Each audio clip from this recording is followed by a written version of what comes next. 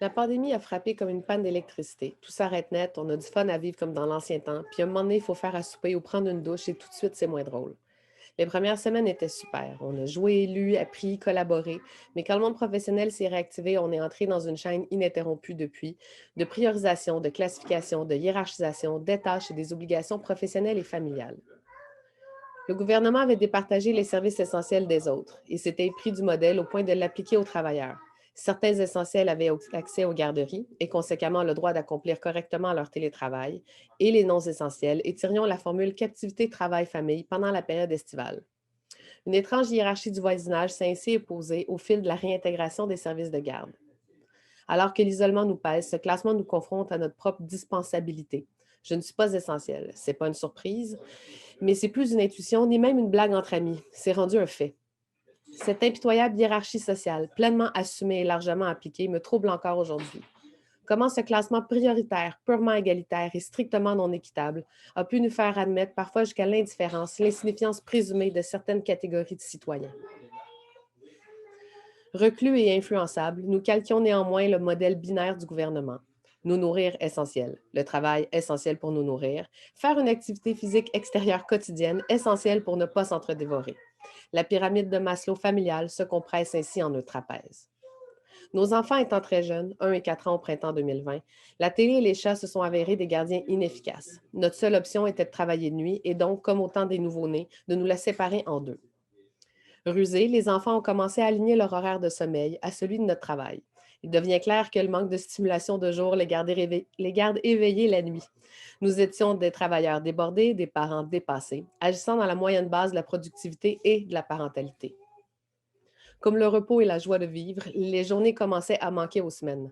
Ma dispensabilité sociale avérée par les mesures gouvernementales aurait pu me faire perdre de ma superbe au sein de la démocratie familiale, mais c'est étonnamment grâce à un contracteur plus intransigeant que les autres que j'ai conservé ma place à la table de négociation du partage du temps.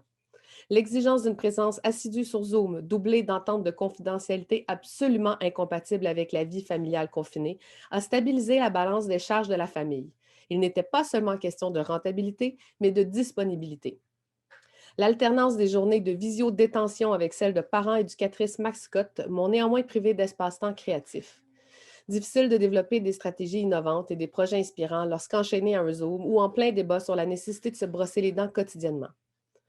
Je n'ai jamais trouvé la solution, mais j'ai certainement déplacé les points d'appui de mon sentiment d'accomplissement personnel et professionnel.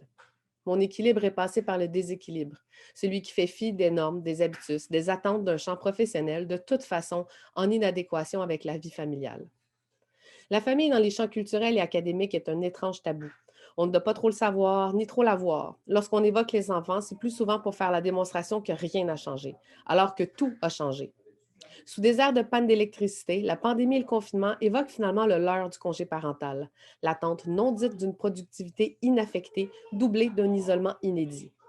On pédale fort pour préserver l'illusion de contrôle, éviter les trous dans notre CV et les chevauchements travail-famille. Le confinement a prestement mis à terre cette dernière barrière. Ma famille est partout, tout le temps. Les portes fermées sont un appel direct à l'intervention curieuse d'un chat ou d'un enfant, et ces derniers sont maintenant partie prenante de toute visioconférence. Ils sont même déterminés, selon l'expression de filles aînées, leurs collègues préférés. Je salue ici Catherine Béchard et Joshua Schwebel. Dans un espace déjà en surcapacité, mon bureau est aussi l'endroit où les objets vont pour mourir. Tant pis pour les arrière-plans léchés de bibliothèque. Vous devrez me croire sur parole que j'en possède plus d'une bien garnie.